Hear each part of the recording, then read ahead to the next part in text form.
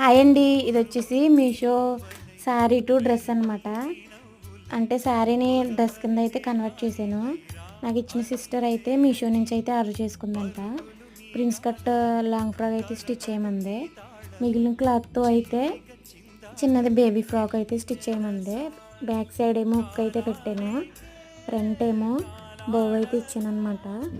అది పొడవుగా ఉందని కింద అయితే లైనింగ్ వేయకుండా అదే మళ్ళీ డబల్ లేయర్లో అయితే ప్రిల్స్ అయితే పెట్టేసి స్టిచ్ చేశాను.